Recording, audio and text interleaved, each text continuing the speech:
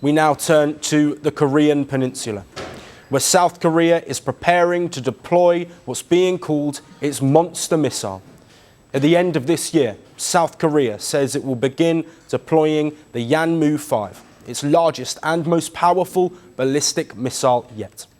South Korean media has dubbed it the monster missile.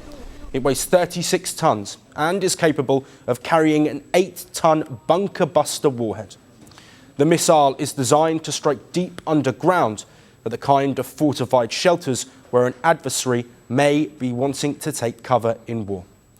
Its range reportedly stretches up to 5,000 kilometres.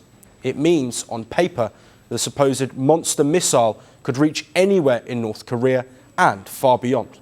It's a conventional missile and not nuclear, but its destructive power, precision and mobility make it one of the most formidable weapons in Seoul's arsenal.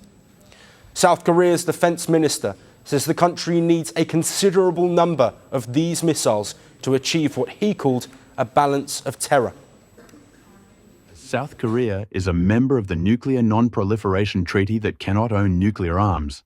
I firmly believe we should possess a considerable amount of Yanmu-5 monster missiles to achieve a balance of terror.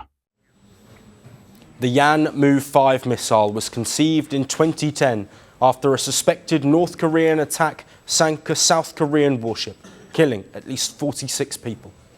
For years, Washington's restrictions capped Seoul's missile payloads, but in 2017, US President Donald Trump lifted a warhead weight limit on Seoul after Pyongyang tested a hydrogen bomb. Since then, South Korea has been building a missile force that it says is not just defensive, but also a deterrent.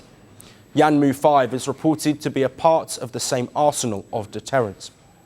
The timing of the missile's rollout is no accident.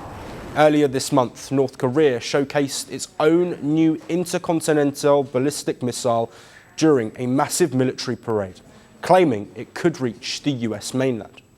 North Korean leader Kim Jong-un continues to brush aside South Korea's latest peace overtures, despite repeated calls for dialogue from Seoul.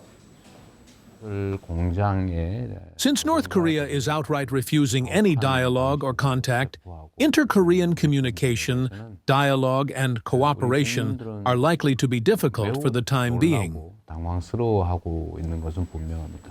Earlier this week, South Korea's president pledged larger than expected defence spending to tackle prevailing tensions within the peninsula.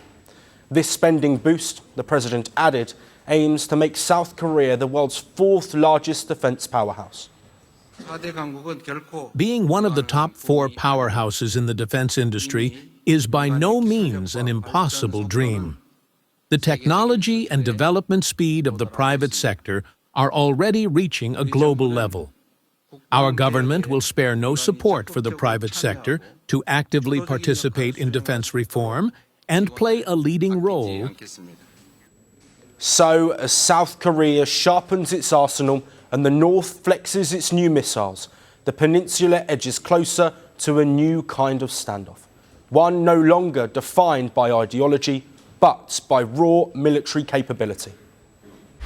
Want the facts? The latest developments? News that gets straight to the point. Well, we've got all 3 just for you. This is Firstpost Live, a brand new show, your window into what really matters. Don't miss it.